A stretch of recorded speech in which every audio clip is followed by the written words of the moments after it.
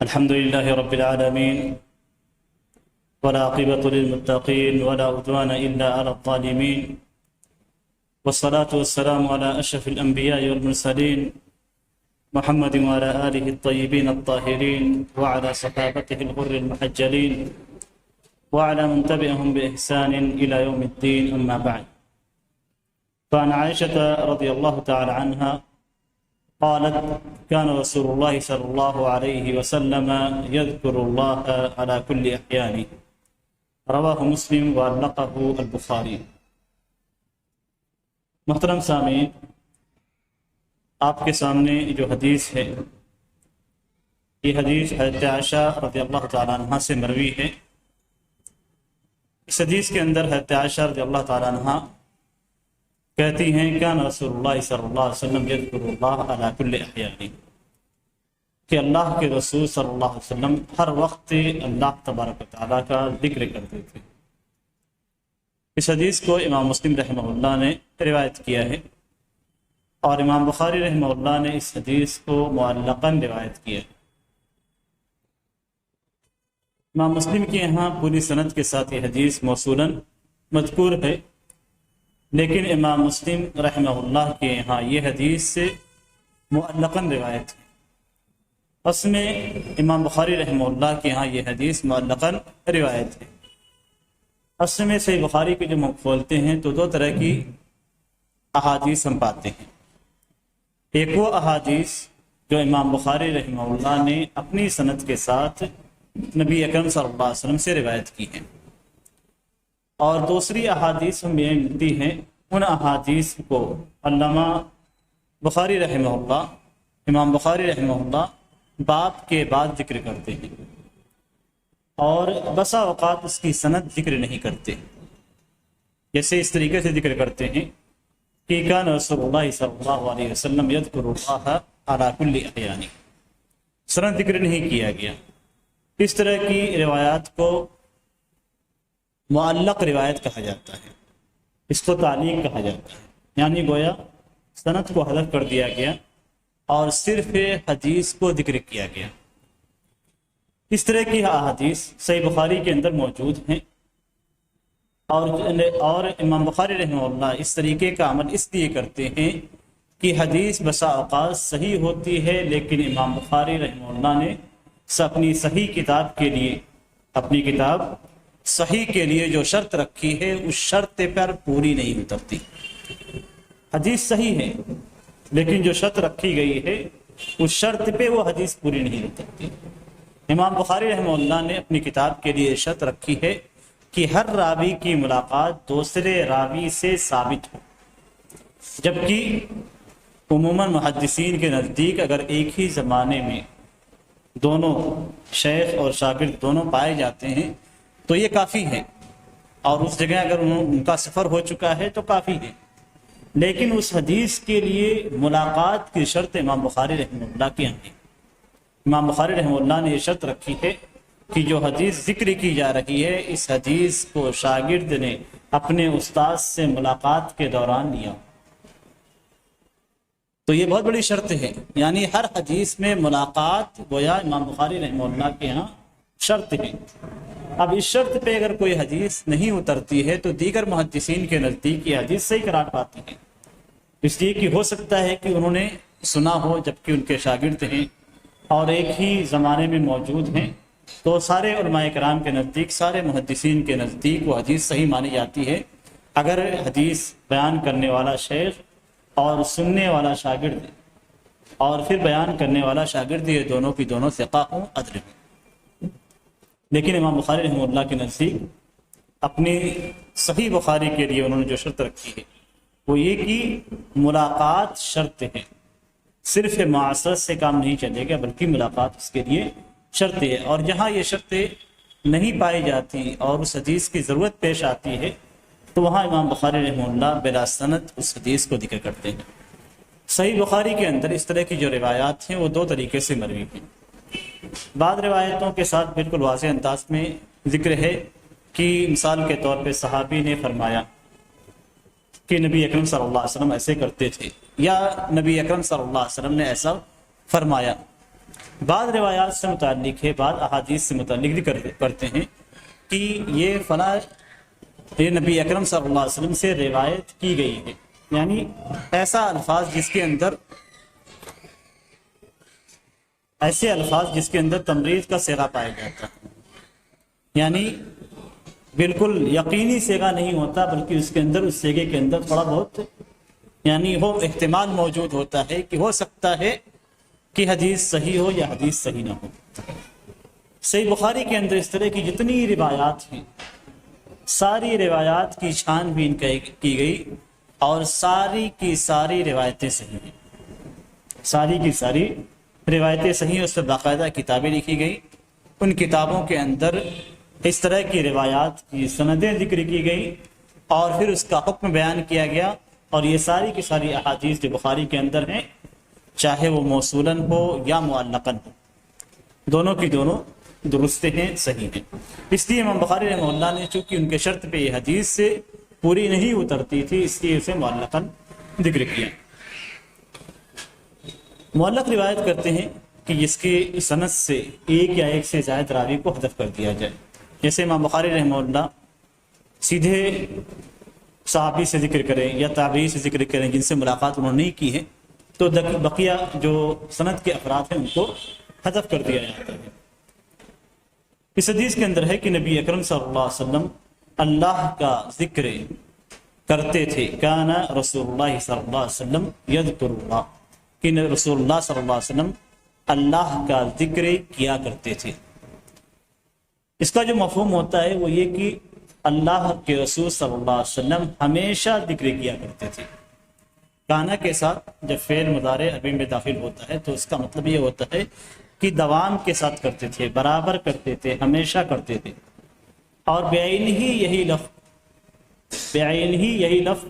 جیسے یہاں پہ استعمال ہوا ہے کانا کے ساتھ مضارع، بعین ہی یہی لفظ عبداللہ بن عمر رضی اللہ تعالیٰ عنہ کی حدیث میں رفع الیدین سے متعلق ہے۔ رفع الیدین سے متعلق بیانی یہ لفظ ہے کان یرفع، کہ نبی اکرم صلی اللہ علیہ وسلم اپنے دونوں ہاتھوں کو اٹھایا کرتے تھے۔ ظاہر سی بات ہے نبی اکرم صلی اللہ علیہ وسلم کی وفات کے بعد تھے ہی استعمال کریں گے، آج ہم بیان کریں گے تو ہم کہیں گے نبی اکرم صلی اللہ علیہ وسلم ایسا کیا کرتے تھے۔ حضرت عبداللہ بن عمر رضی اللہ تعالیٰ عنہ کیا کہتے ہیں کہ نبی اکرم صلی اللہ علیہ وسلم اپنے دونوں ہاتھوں کو اٹھایا کرتے تھے۔ اب اٹھایا کرنے کا مطلب کیا ہوا کہ نبی اکرم صلی اللہ علیہ وسلم کا یہ ہمیشہ فعل رہا ہے۔ جس طریقے سے یہاں پہ کہا جاتا ہے کہ رسول اللہ صلی اللہ علیہ وسلم اللہ کا ذکر کیا کرتے تھے، یعنی نبی اکرم صلی اللہ علیہ وسلم ہمیشہ اللہ کا ذکر کرتے تھے۔ تو اسی طریقے سے نبی اکرم صلی اللہ علیہ وسلم جب نماز پڑھتے تھے تو اپنے دونوں ہاتھوں کو اٹھایا کرتے تھے، یعنی برابر کیا کرتے تھے۔ اس لیے یہ کہنا کہ یہ پہلے عمل رہا بعد میں منسوخ ہو گیا، اس کی کوئی دلیل نہیں۔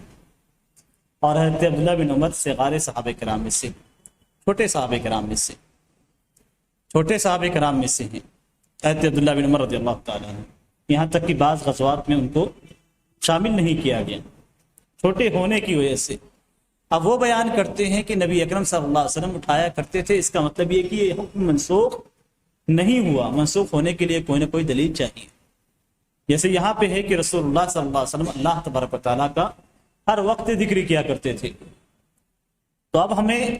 اگر کوئی کہے کہ نبی اکرم صلی اللہ علیہ وسلم پہلے ذکر کیا کرتے تھے پھر نبی اکرم صلی اللہ علیہ وسلم نے ذکر چھوڑ دیا، تو ایسی صورت میں ہم کہیں گے کہ کوئی ایسی دلیل لائیے جس کے اندر یہ ذکر ہو کہ نبی اکرم صلی اللہ علیہ وسلم پہلے ذکر کیا کرتے تھے اور پھر آپ نے چھوڑ دیا۔ رفع الیدین کے تعلق سے بھی یہی کہیں گے کوئی ایسی دلیل لائیے جس میں اس بات کی صراحت ہو کہ نبی اکرم صلی اللہ علیہ وسلم ہاتھوں کو اٹھایا کرتے تھے اور پھر آپ نے چھوڑ دیا۔ اور جو روایت پیش کی جاتی ہے وہ کبار صحابہ کرام کی، اور اس پہ بھی کلام ہے، اور اس کے الفاظ بھی اس طریقے کے ہیں کہ حضرت عبداللہ بن مسعود رضی اللہ تعالیٰ عنہ نے نماز پڑھائی تو انہوں نے اپنے ہاتھ کو صرف تکبیرۃ الاحرام میں اٹھایا، اور انہوں نے پہلے یہ کہا تھا کہ میں تمہیں نبی اکرم صلی اللہ علیہ وسلم کی نماز پڑھ کر دکھاؤں گا۔ اس کے علاوہ کوئی دوسری روایت اس پائے کی نہیں ہے کہ کہ اسے حسن بھی قرار دیا جائے۔ اسی روایت کے تعلق سے بعض محدثین نے ذکر کیا کہ یہ حدیث حسن ہے، جبکہ حضرت عبداللہ بن عمر رضی اللہ تعالیٰ عنہ کی حدیث صحیحین کے اندر موجود ہے، صحیح بخاری کی روایت ہے۔ اور جب بھی صحیح بخاری کا ٹکراؤ کسی دوسرے کتاب سے ہوتا ہے، کسی دوسری حدیث کی کتاب سے ہوتے ہیں، تو ایسی صورت میں صحیح بخاری کو مقدم کیا جاتا ہے، اس روایت کو مقدم کیا جاتا ہے جو صحیح بخاری میں ہے، اور بقیہ روایات کو چھوڑ دیا جاتا ہے، اس لیے کہ اس پائے کی وہ دوسری حدیث نہیں ہے۔ یعنی حضرت عبداللہ بن عمر رضی اللہ تعالیٰ عنہ کی جو حدیث ہے رفع الیدین سے متعلق، وہ صحیح بخاری میں ہے، اور حضرت عبداللہ بن مسعود رضی اللہ تعالیٰ عنہ کی جو حدیث ہے جس میں یہ ہے کہ آپ نے صرف ایک بار اٹھایا، یہ سنن ابی داؤد، سنن ترمذی اور دوسری احادیث کی کتابوں میں ہے، لیکن بخاری کے اندر نہیں ہے، مسلم کے اندر نہیں ہے۔ تو جو بخاری میں روایت ہے، وہ روایتیں جو بخاری میں احادیث ہیں، ان احادیث پہ جو دوسری کتابوں کے اندر موجود ہے اس پہ مقدم کیا جائے گا، اور صحیح بخاری کی احادیث کو لیا جائے گا، دوسرے سنن کی احادیث کو اگر ٹکراؤ ہے تو چھوڑ دیا جائے گا۔ یعنی اگر ہم اسے حسن مان بھی لیتے ہیں تو ایسی صورت میں حضرت عبداللہ بن عمر رضی اللہ تعالیٰ عنہ کی حدیث کو لیں گے، اور حضرت عبداللہ بن مسعود رضی اللہ تعالیٰ عنہ کی حدیث کو چھوڑ دیں گے۔ اس میں دوسری بھی علتیں ہیں، صغار صحابہ اور کبار صحابہ دونوں میں بہت فرق ہوتا ہے، اور اس فرق کو اگر ہم سمجھیں تو رفع یدین کے مسئلے کو آسانی کے ساتھ سمجھ سکتے ہیں۔ کبار صحابہ نبی اکرم صلی اللہ علیہ وسلم کی جانب آنکھیں اٹھا کر نہیں دیکھتے تھے، یعنی آپ کا چہرہ ہیبت کی وجہ سے، رعب کی وجہ سے اور تعظیم کی وجہ سے آنکھ بھر کے نہیں دیکھتے تھے، اس لیے کہ ان کے دلوں میں نبی اکرم صلی اللہ علیہ وسلم کی تعظیم بہت زیادہ تھی، اور تعظیم کے ناطے آنکھ اٹھا نہیں پاتے تھے۔ اسی لیے اگر حضرت ابوبکر رضی اللہ تعالیٰ عنہ سے کہا جائے کہ نبی اکرم صلی اللہ علیہ وسلم کے چہرے کے نقوش کو، یا کبار صحابہ کرام سے پوچھا جائے کہ چہرے کے نقوش کو باریکی کے ساتھ بیان کر دیں، تو ان سے کوئی حدیث اس طرح مروی نہیں۔ جتنی نبی اکرم صلی اللہ علیہ وسلم کے نقوش سے متعلق جتنی احادیث ہیں، سب صغار صحابہ کرام سے، اس لیے کہ چھوٹا بچہ کسی بھی بڑے شخص کو آسانی کے ساتھ آنکھ بھر کے دیکھ لیتا ہے، اس کے اندر وہ تعظیم، وہ اکرام، وہ رعب، وہ ہیبت نہیں ہوتی جو ایک بڑے شخص کے اندر ہوتی ہے۔ تو حضرت عبداللہ بن مسعود رضی اللہ تعالیٰ عنہ فقیہ ہیں، صحابہ کرام میں ان کا ایک بڑا مقام ہے، اس حدیث کی وجہ سے ان کے اوپر تنقید کرنا کسی بھی صورت میں درست نہیں ہے، بلکہ کسی بھی صحابی پہ کسی بھی قسم کی تنقید نہیں کی جائے گی، اور اس کی تعویل کی جائے گی، ایسی تعویل کی جائے گی جو ان کے مقام کے مطابق ہو اور نبی اکرم صلی اللہ علیہ وسلم کے حدیث کو صحیح روک دیتی ہے۔ اب اسی چیز میں دیکھ لیجیے، حضرت عبداللہ بن عمر رضی اللہ تعالیٰ عنہ صغار صحابہ کرام میں سے ہیں، وہ نبی اکرم صلی اللہ علیہ وسلم کی نماز کی کیفیت کو دیکھتے تھے، نماز میں کھڑے ہو کر نماز کی کیفیت کو دیکھتے تھے، کہاں پہ نبی اکرم صلی اللہ علیہ وسلم کون سی حرکت کر رہے ہیں، کہاں پہ ہاتھ اٹھا رہے ہیں، کس طریقے سے رکوع کر رہے ہیں، کب رکوع سے اٹھنے کے بعد آپ نے ہاتھ اٹھایا نہیں اٹھایا۔ حضرت عبداللہ بن مسعود رضی اللہ تعالیٰ عنہ کے بعد صحابہ کرام میں سے ان کی نماز کے اندر جو خشوع خضوع پایا جاتا ہے، وہ حضرت عبداللہ بن عمر رضی اللہ تعالیٰ عنہ کی نماز میں اس وقت عمر کے اعتبار سے نہیں پایا جاتا۔ ایک بڑا شخص جس طریقے سے نماز پڑھتا ہے، ایک بچہ اس طریقے سے نماز نہیں پڑھتا،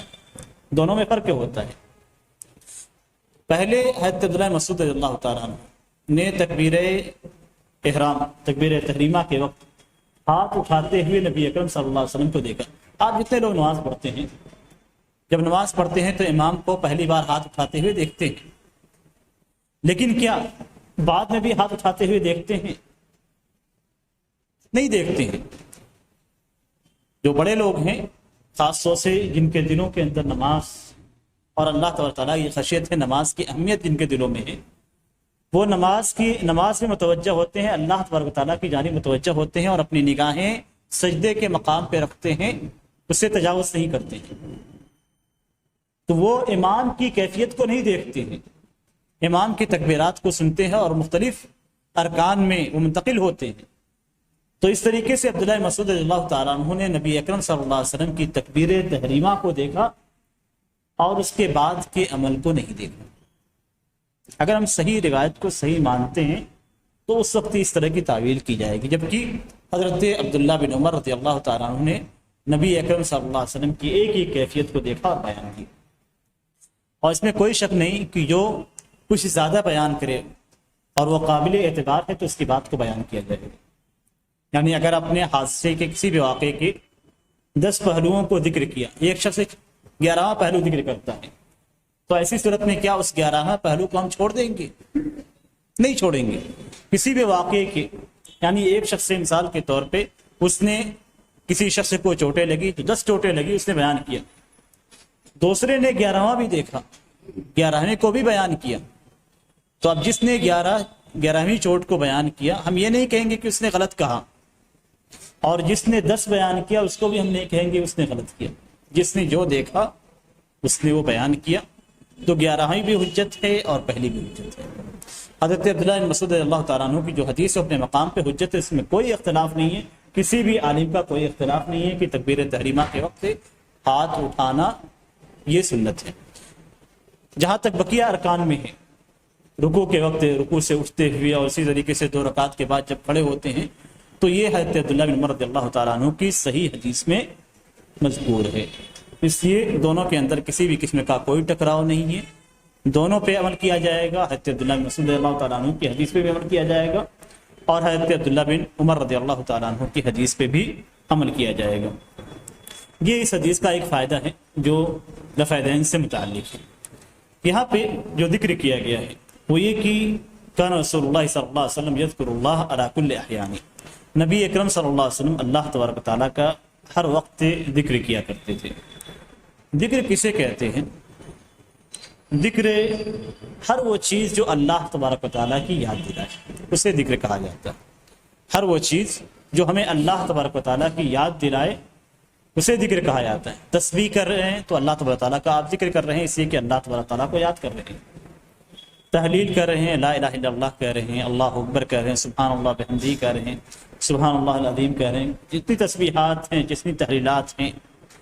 جتنی تکبیرات ہیں، یہ تمام کی تمام ذکر ہیں. استغفار بھی ذکر ہے، قرآن کی تلاوت بھی ذکر ہے. قرآن کی تلاوت بھی اللہ تبارک و تعالیٰ کے ذکر میں شامل ہے. تو ذکر کا لفظ ایسا ہے جو ہر اس چیز کو شامل ہے جسے ہمیں اللہ تبارک و تعالیٰ کی یاد دلاتی ہے، جس سے ہم اللہ تبارک و تعالیٰ کی تسبیح بیان کرتے ہیں، اس کی تحمید اور اس کی تحلیل بیان کرتے ہیں، اس کی بڑائی بیان کرتے ہیں. لیکن عرف میں فرق کیا گیا ہے تلاوت اور ذکر میں. ہم جب بولتے ہیں ذکر تو ہمارے ذہن میں تلاوت نہیں آتی ہے، جب ہم تلاوت بولتے ہیں تو ہمارے ذہن میں ذکر نہیں آتا. یعنی عرف عام کے اندر ذکر اور تلاوت میں فرق ہے. ذکر کہتے ہیں اللہ تبارک و تعالیٰ کا ذکر کرنا، تحلیل، تسبیح، تحمید اور دیگر اذکار اور اوراد، اسے ذکر کہا جاتا ہے. اور تلاوت کہتے ہیں اللہ تبارک و تعالیٰ کی کلام کو پڑھنا. تو عرف کے اندر ان دونوں میں فرق کیا گیا ہے، ورنہ ذکر سے مراد ہر وہ چیز ہے جو اللہ تبارک و تعالیٰ کی یاد کر دلائے. اس میں استغفار سے لے کر تسبیحات سے لے کر قرآن کریم کی تلاوت بھی ہے. اب یہاں پہ اس حدیث کو ذکر کرنے کا مقصد کیا ہے؟ اس حدیث کو ذکر کرنے کا مقصد یہی ہے کہ ذکر کے لیے وضو شرط نہیں. کس طریقے سے؟ حضرت عائشہ رضی اللہ تعالیٰ عنہ کہتی ہیں کہ نبی اکرم صلی اللہ علیہ وسلم ہر حال میں اللہ تبارک و تعالیٰ کا ذکر کرتے تھے، اور ایسا ممکن نہیں ہے کہ نبی اکرم صلی اللہ علیہ وسلم 24 گھنٹے باوضو رہیں. اس لیے کہ کوئی وقت ایسا ضرور آتا تھا جس میں نبی اکرم صلی اللہ علیہ وسلم بے وضو ہوتے تھے. تو ہر وقت اللہ تبارک و تعالیٰ کا ذکر کرتے، یعنی باوضو ہونے کی صورت میں بھی اور بے وضو ہونے کی صورت، باوضو ہونے کی صورت میں بھی اور بے وضو ہونے کی بھی صورت میں. تو اسی لیے اس حدیث سے دلیل پکڑی گئی ہے کہ ذکر کرنے کے لیے وضو شرط نہیں ہے. ذکر کرنے کے لیے وضو شرط نہیں ہے، ہر حال میں ہم اللہ تبارک و تعالیٰ کا ذکر کر سکتے ہیں. اس لیے کہ اس حدیث کے اندر ہے کہ نبی اکرم صلی اللہ علیہ وسلم ہر وقت کا مطلب ہر حالت میں، ہر وقت کا جو دوسرا مفہوم ہے وہ یہ کہ ہر حالت میں اللہ تبارک و تعالیٰ کا ذکر کرتے تھے، چاہے آپ وضو کی حالت میں ہوں، بے وضو ہوں یا جنابت سے رہے ہوں. اور ان تمام اوقات کے اندر نبی اکرم صلی اللہ علیہ وسلم تسبیح، تحمید اور قرآن کریم و دوسری چیزوں کا ذکر کیا کرتے تھے، لیکن اس کے اندر جو ذکر کیا گیا ہے وہ یہ کہ تلاوت کا، اور ہر وقت اللہ تبارک و تعالیٰ کا ذکر کرتے تھے جس میں تلاوت بھی شامل ہے، لیکن یہ جس طریقے سے یہاں پہ ذکر کیا گیا ہے اس حدیث سے مذکور ہے یہ اپنے عموم پر نہیں۔ جہاں تک تلاوت کا تعلق ہے تو نبی اکرم صلی اللہ علیہ وسلم بے وضو ہونے کی حالت میں تلاوت کیا کرتے تھے۔ قرآن کریم کی تلاوت یا تلاوت سے مراد آیات کا پڑھنا، قرآن کا چھونا نہیں۔ قرآن کا چھونا ایک الگ معاملہ ہے، اور آیات کو پڑھنا بغیر قرآن کو چھوئے ہوئے تلاوت کرنا، تو نبی اکرم صلی اللہ علیہ وسلم بے وضو حالت میں قرآن کریم کی تلاوت کرتے تھے، یعنی آیات کو پڑھا کرتے تھے۔ اور یہ چیز حضرت ابن عباس رضی اللہ تعالیٰ عنہ کی حدیث میں ہے کہ نبی اکرم صلی اللہ علیہ وسلم جب رات میں بیدار ہوتے تو ایسی صورت میں سورہ آل عمران کی آخری 10 آیات کو پڑھتے تھے وضو کرنے سے پہلے۔ اس حدیث کے اندر صراحت ہے، حضرت ابن عباس کہتے ہیں کہ قبل ان یتوضا، وضو کرنے سے پہلے نبی اکرم صلی اللہ علیہ وسلم سورہ آل عمران کی آخری 10 آیات کو پڑھا کرتے تھے۔ جب بھی رات میں بیدار ہوتے تو پہلے پڑھتے، پڑھنے کے بعد پھر اٹھتے اور وضو بناتے۔ اور اسی پہ امام بخاری رحمہ اللہ نے یہ باب باندھا ہے کہ بے وضو ہونے کے بعد قرآن کریم اور دوسری چیزوں کو پڑھا جا سکتا ہے۔ بے وضو ہونے کے بعد قرآن کریم کی تلاوت کی جا سکتی ہے اور دوسرے اذکار کو پڑھا جا سکتا ہے۔ اس حدیث سے کچھ چیزیں خارج ہو جاتی ہیں۔ اس حدیث کے اندر جو عموم ذکر کیا گیا ہے اس عموم کی تخصیص دوسری دلیلوں سے ہوتی ہے۔ قرآن کریم کو جنابت کی حالت میں پڑھنا، یہاں پہ بے وضو ہونے کی صورت میں نبی اکرم صلی اللہ علیہ وسلم سے ثابت ہے، لیکن جنابت کی حالت میں قرآن کریم کی تلاوت کرنا حضرت علی رضی اللہ تعالیٰ عنہ کی حدیث ہے کہ کان رسول اللہ صلی اللہ علیہ وسلم یقرؤنا القرآن ما لم یکن جنبا، کہ نبی اکرم صلی اللہ علیہ وسلم ہمیں قرآن پڑھایا کرتے تھے، یعنی نبی اکرم صلی اللہ علیہ وسلم نے صحابہ کرام کو قرآن پڑھایا ہے، خود پڑھایا کرتے تھے۔ حدیث کے اندر کیا ہے کہ جب آپ جنبی نہیں ہوتے، جب آپ جنابت سے نہیں ہوتے تو ہمیں قرآن پڑھایا کرتے تھے۔ حافظ ابن رجب رحمہ اللہ کہتے ہیں کہ اس حدیث کے اندر اس بات کی دلیل ہے کہ ذکر سے، یعنی جو حدیث ذکر کی گئی ہے اس حدیث کے اندر اس بات کی دلیل ہے کہ ذکر سے جنابت اور بے وضو ہونا یہ معنی نہیں ہے، لیکن اس حدیث کے اندر اس بات کی دلیل نہیں ہے کہ جنبی قرآن کی تلاوت کر سکتا ہے، اس لیے کہ جب اللہ تبارک و تعالیٰ کا ذکر بولا جاتا ہے تو اس سے مراد قرآن نہیں ہوتا۔ تو حضرت ابن عباس رضی اللہ تعالیٰ عنہ سے خارج ہو جاتے ہیں، یہ بات خارج ہو جاتی ہے کہ نبی اکرم صلی اللہ علیہ وسلم جب جنبی نہیں ہوتے تو قرآن پڑھاتے تھے، تو جنابت کی حالت میں قرآن کی تلاوت نہیں کی جا سکتی ہے۔ دوسری جو چیز سے خارج ہوتی ہے کہ نبی اکرم صلی اللہ علیہ وسلم ہر حال میں اللہ کا ذکر کرتے تھے، وہ پیشاب، پیخانے اور جماع کی حالت میں، پیشاب، پیخانے اور مجامعت کی حالت میں اللہ تبارک و تعالیٰ کا ذکر نہیں کیا جائے گا، اس لیے کہ یہ حالات ایسے ہیں جو ناپاکی کے حالات ہیں، اور ناپاکی کی حالات میں اللہ تبارک و تعالیٰ کا ذکر نہیں کیا جائے، یعنی آدمی پیشاب کر رہا ہے تو اللہ کا ذکر نہیں کرے گا،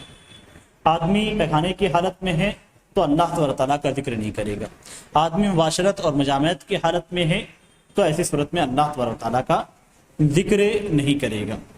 اس لیے کہ ان حالات میں زبان سے اللہ تبارک تعالیٰ کا ذکر نہیں کیا جائے گا۔ اسی لیے بعض علماء کرام نے کہا ہے کہ یہاں پہ ذکر سے مراد قلبی ذکر ہے، کہ اللہ تبارک تعالیٰ کا ذکر ہر حال میں کرتے تھے، یعنی دل سے۔ اگر قلبی ذکر مراد لیتے ہیں تو پھر ایسی صورت میں کوئی معنی نہیں ہے۔ تو لیکن یہاں پہ جو چیز ذکر کی گئی ہے بظاہر ایسا نظر آتا ہے کہ اللہ تبارک تعالیٰ کا ذکر کرتے تھے، جس کو حضرت عائشہ رضی اللہ تعالیٰ عنہ سنتی تھی، اس لیے کہ دلی معاملات کو حضرت عائشہ رضی اللہ تعالیٰ عنہ کس طریقے سے جانیں گی۔ تو یہاں جو حدیث میں ظاہر ہوتا ہے وہ یہ کہ زبان سے ذکر کرنا، تو زبان سے ذکر کرنے کی صورت میں پیشاب، پیخانے اور جماع کی حالت میں زبان سے ذکر نہیں کیا جائے گا۔ اور اس کی کئی دلیلیں بھی ہیں۔ حضرت مہاجر بن منقذ رضی اللہ تعالیٰ عنہ سے مروی ہے کہ وہ نبی اکرم صلی اللہ علیہ وسلم کے پاس آئے اور نبی اکرم صلی اللہ علیہ وسلم اس وقت پیشاب کر رہے تھے، ان کے پاس سے گزر ہوا، ان کے پاس آئے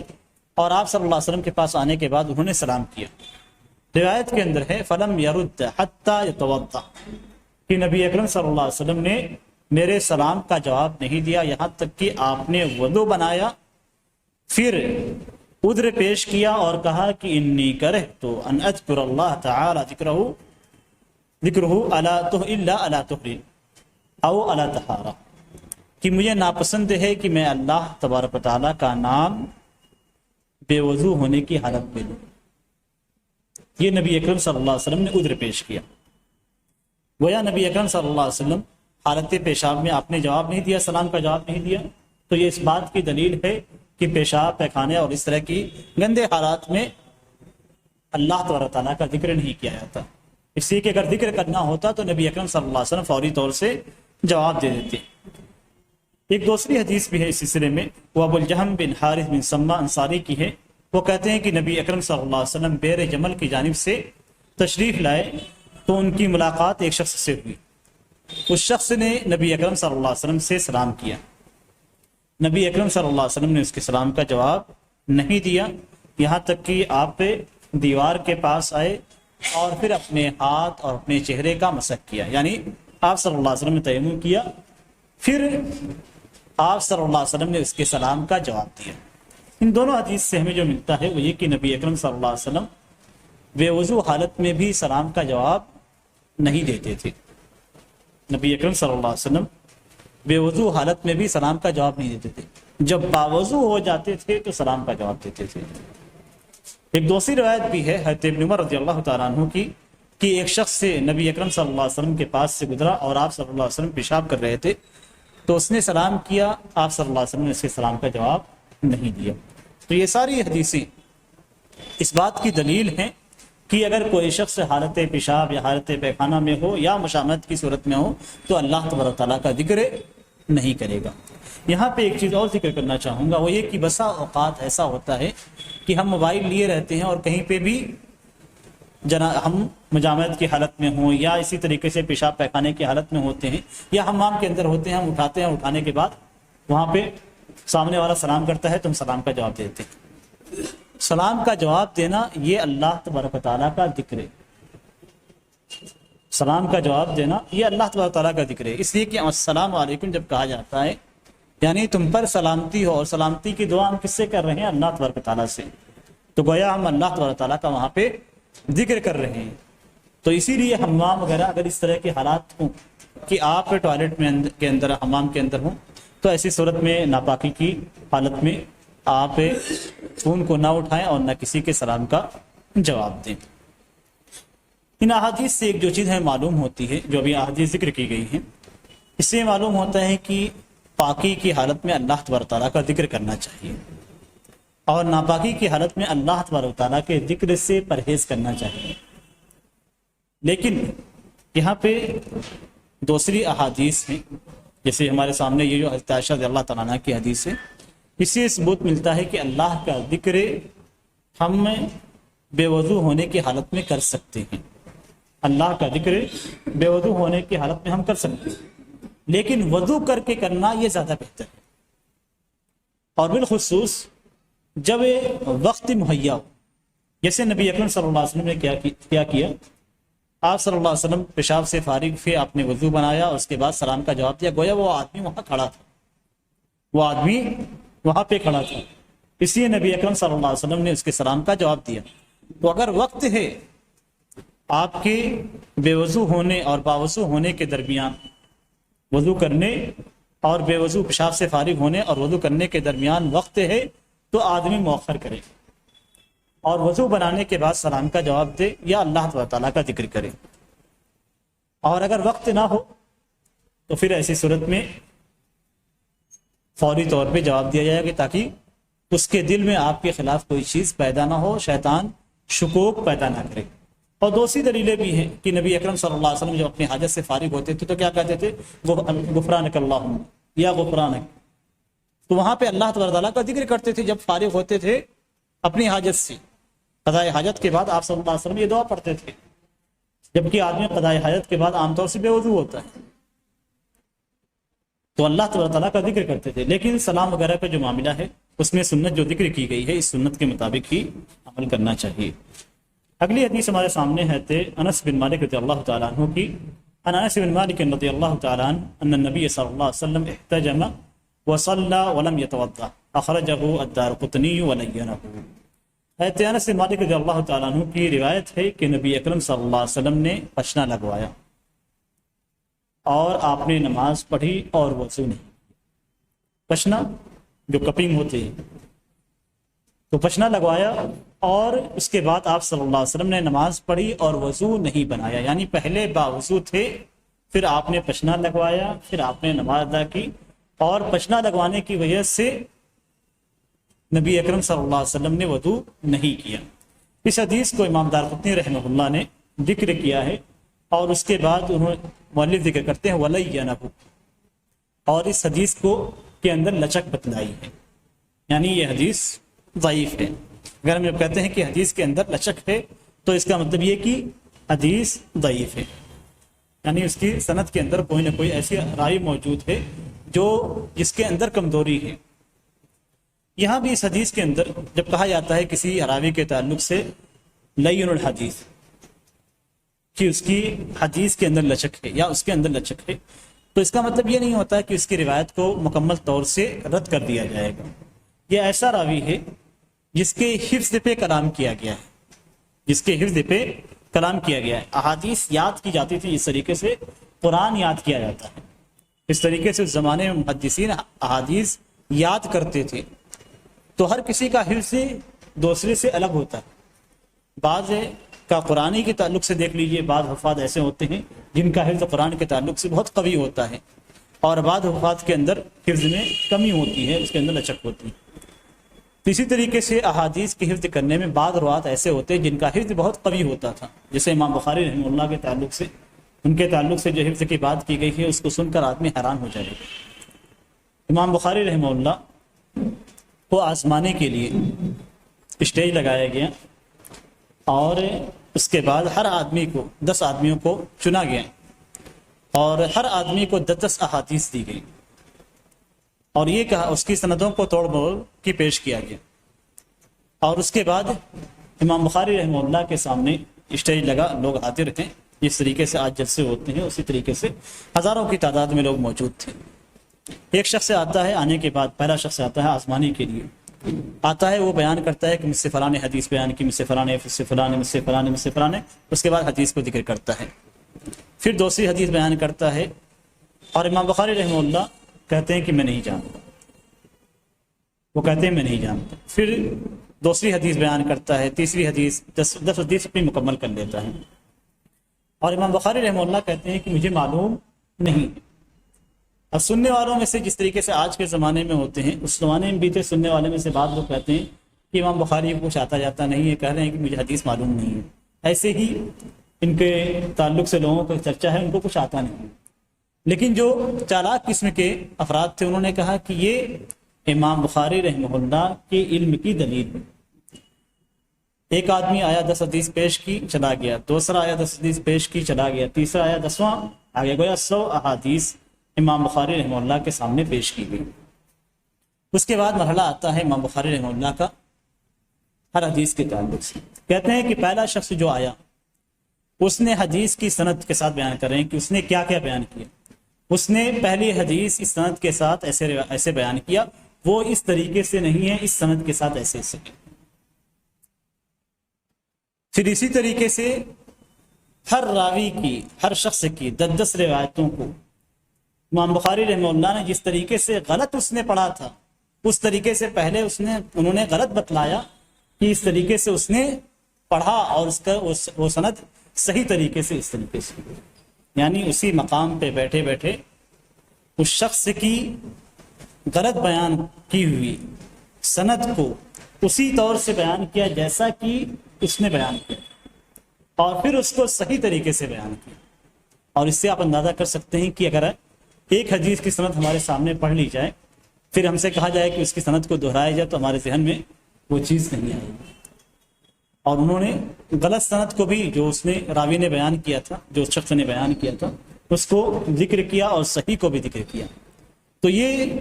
اللہ تبارک تعالیٰ نے اس امت کے علماء اور محدثین کو یہ حفظ دیا تھا، یہ قوت دی تھی۔ اسی لیے امام بخاری رحمہ اللہ کے مناقب کو جو بیان کیا جاتا ہے تو اتنے مناقب ہیں کہ بیان کیا جائے تو کئی محاضرات، کئی دروس اس کے اندر ہو جائیں گے۔ امام بخاری رحمہ اللہ کے تعلق سے جتنی باتیں بھی کہی جائیں کم ہیں۔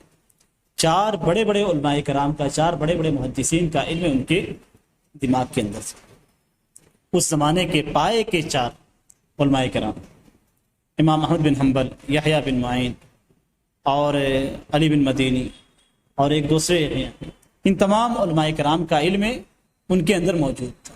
اور وہ خود جانتے تھے کہ میں کتنا بڑا آدمی ہوں۔ اسی لیے انہوں نے، ان سے جب کہا گیا، انہوں نے خود کہا کہ میں اپنے آپ کو صرف علی بن مدینی کے ہاں، جو کہ اس دور کے رجال کے تعلق سے بہت بڑے عالم تھے، میں اپنے آپ کو صرف علی بن مدینی کے ہاں کے نظر میں چھوٹا سمجھتا ہوں، یعنی ان کو میں اپنے آپ سے بہت بڑا سمجھتا ہوں۔ جب امام علی بن مدینی سے یہ بات ذکر کی گئی کہ امام بخاری نے یہ کہا ہے کہ مستصغرت نفسی الا عند علی بن مدینی، کہ میں اپنے آپ کو صرف علی بن مدینی کے ہاں چھوٹا سمجھتا ہوں، تو انہوں نے کہا کہ وہ اس سے بھی زیادہ ہے، یعنی ان کے جو ان کے شیوخ تھے وہ بھی جانتے تھے کہ امام بخاری رحمہ اللہ کے پاس کتنا علم ہے۔ اس لیے کوئی بھی شخص اگر امام بخاری پہ تنقید کرتا ہے تو ایسی صورت میں اپنی تنقید پہ اسے نظر ثانی کرنی چاہیے، اس لیے کہ امام بخاری کے علم تک پہنچنا آسان نہیں ہے۔ خیر، یہاں پہ جو چیز ذکر کی جا رہی ہے وہ یہ کہ جب لین کہا جاتا ہے تو راوی کے حفظ کے اندر کوئی کمزوری ہوتی ہے، اور یہ کمزوری ایسی نہیں ہوتی کہ اس کی حدیث کا اعتبار نہ کیا جائے، بلکہ یہ حدیث یہ کمزوری ایسی ہوتی ہے جس کو کسی دوسرے ذریعے سے ہم پر کر سکتے ہیں، اس کی وجہ سے اس کے احادیث کو رد نہیں کیا جائے گا، اور نہ ہی اس کے عدالت پہ کسی بھی قسم کا کوئی حرف ہوتا ہے۔ امام دارقطنی رحمہ اللہ خود کہتے ہیں کہ جب میں کہوں لین ہے تو وہ شخص ساقط نہیں ہوگا، اس کی روایت کو، اس کی حدیث کو چھوڑا نہیں جائے گا، لیکن اس کے اندر تھوڑی بہت کمزوری پائی جاتی ہے، اور جس سے عدالت بھی ساقط نہیں ہوتی، یعنی اس کی حفظ کے اندر ہلکی سی کمزوری پائی جاتی۔ اس حدیث کے اندر امام دارقطنی رحمہ اللہ نے حدیث کو کے اندر جو لشک بتلائی ہے وہ صالح بن مقاتل کے تعلق سے ہے۔ صالح بن مقاتل یہ قوی راوی نہیں ہے، انہی کے تعلق سے کہا گیا ہے کہ ان کے اندر لشک پائی جاتی ہے، اور اسی وجہ سے اس حدیث کے تعلق سے علماء کرام کا کہنا ہے کہ یہ حدیث ضعیف ہے۔ اس میں صالح بن مقاتل کا معاملہ الگ ہے، اور ساتھ ہی ساتھ دوسرے راوی بھی موجود ہیں جو مجہول راوی ہیں۔ مجہول راوی کہتے ہیں کہ جن کے تعلق سے علم نہ ہو۔ محدثین کے یہاں بہت ساری کتابیں، جتنی آپ احادیث کی کتابیں دیکھ رہے ہیں اس سے کہیں زیادہ کتابیں راویوں کے تعلق سے لکھی گئی، اور راویوں کے مکمل قوائف اس کے اندر موجود ہیں۔ مکمل قوائف کے مطلب یہ کہ جو شخص عدل ہے تو اس کی عدالت کس درجے کی ہے، جو ثقہ ہے وہ کس درجے کا ثقہ ہے، اور جس پہ کلام کیا گیا ہے اس پہ کلام کیوں کیا گیا ہے۔ بہت سارے روات ایسے ہیں جن کے تعلق سے علم نہیں ہے، تو انہیں مجہول کہا جاتا ہے۔ کسی کے نام پتہ ہوتا ہے کہ کسی شیخ نے ان سے روایت کیا، نام معلوم ہوتا ہے، لیکن اس کی حالت معلوم نہیں ہوتی کہ وہ ثقہ ہے کہ غیر ثقہ ہے، تو اس طرح کے افراد کو مجہول الحال کہا جاتا ہے۔ مجہول الحال یعنی ان کی حالت ہمیں پتہ نہیں ہے کہ وہ ثقہ راوی ہیں کہ غیر ثقہ راوی ہیں۔ تو اس حدیث کی سند میں، جو حدیث ہمارے سامنے ہے، اس کی سند میں سلیمان بن داؤد مجہول راوی ہیں، یعنی ان کی حالت مکمل طور سے معلوم نہیں، اور جن کی حالت مکمل طور سے معلوم نہیں ہوتی ہے ایسے راویوں کی احادیث کو نہیں لیا جاتا۔ حدیث کے معاملے میں محدثین نے بہت زیادہ احتیاط برتا ہے، یہاں تک کہ تھوڑا بھی شک ہوتا ہے تو اس روایت کو ضعیف کے زمرے میں ڈال دیا جاتا ہے۔ ضعیف کا مطلب یہ نہیں ہوتا کہ وہ حدیث گڑھی ہوئی ہے، بلکہ ضعیف کا مطلب یہ ہوتا ہے کہ ان احادیث کے ثابت ہونے میں شک ہے کہ یہ حدیث ثابت ہے کہ ثابت نہیں ہے۔ گڑھی ہوئی احادیث ایک الگ ہے، وہ تو بالکلیہ مردود ہے، اور اس کا بیان کرنا ہی گناہ کا باعث ہے،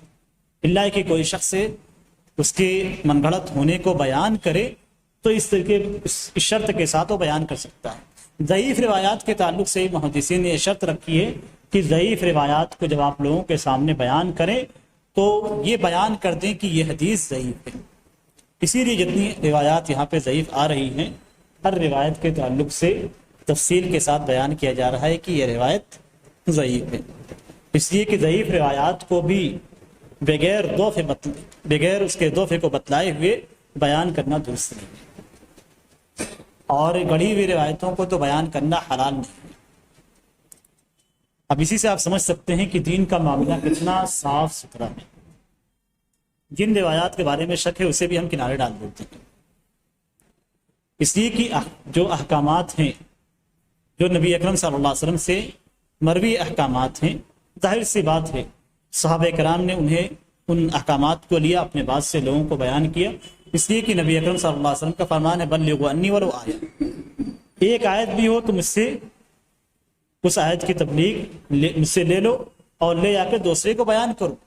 تو ایسا ممکن نہیں کہ صحابہ کرام نے نبی اکرم صلی اللہ علیہ وسلم کے اعمال کو بیان نہ کیا، اور جب بیان کیا ہوگا تو عمل بھی کیا ہوگا اور وہ چیزیں ثابت ہوں گی، تو جو چیزیں ثابت ہوں گی اس پہ کلام نہیں، اور جو چیزیں مشکوک ہے وہی ضعیف کے زمرے میں آتی ہے۔ تو چونکہ یہ حدیث ضعیف ہے، اس لیے اس حدیث کے اندر جو بات ذکر کی گئی ہے کہ نبی اکرم صلی اللہ علیہ وسلم نے پچنا لگوایا، آپ نے نماز پڑھی اور وضو نہیں کیا، یہ ثابت نہیں ہے۔ اسی سے وہ لوگ دلیل پکڑتے ہیں کہ پچنا لگوانے سے وضو باطل نہیں ہوتا، بلکہ پچنا لگوانے کے بعد نماز پڑھی جا سکتی ہے۔ یہ حدیث ہمارے لیے حجت نہیں ہے، لیکن ایک دوسری چیز ہمارے لیے حجت ہے، وہ یہ کہ کسی بھی چیز سے وضو ٹوٹنے کے لیے اس چیز کا نواقض وضو سے ہونا یہ ثابت ہونا چاہیے۔ یعنی اگر ہم یہ کہتے ہیں کہ خون نکلنے سے وضو ٹوٹ جاتا ہے تو ایسی صورت میں ہمارے پاس کوئی دلیل ہونی چاہیے کہ خون نکلنے سے وضو ٹوٹ جاتا ہے۔ اصل یہ ہے کہ آپ نے وضو بنایا تو اب جن نواقض کا ذکر احادیث کے اندر ہے انہی سے وضو ٹوٹے گا، جن باتوں کا ذکر نہیں ہے ان سے وضو نہیں ٹوٹے گا،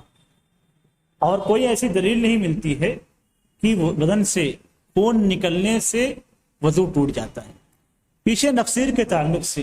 حدیث ذکر کی گئی تھی اور وہاں بھی یہ بیان کیا گیا تھا کہ نقصیر سے متعلق جو حدیث ہے وہ ضعیف ہے، اور ضعیف احادیث سے احکام ثابت نہیں ہوتے۔ یہ چیز آپ قاعدے کے طور پہ یاد رکھیں کہ ضعیف احادیث سے احکام ثابت نہیں ہوتے، احکام صرف قرآنی آیات سے اور نبی اکرم صلی اللہ علیہ وسلم کی صحیح احادیث سے ثابت ہوتی ہے، اور کسی چیز کے تعلق سے یہ حکم لگانا کہ اس سے وضو ٹوٹتا ہے یہ حکم ہے، اور اس کا ثبوت قرآن یا حدیث سے ہونا چاہیے، اور ایسا کوئی ثبوت نہیں ملتا کہ خون نکلنے سے وضو ٹوٹ جاتا ہے۔ اس لیے یہ ہم کہیں گے کہ اصل یہ ہے کہ اگر کسی نے وضو بنا لیا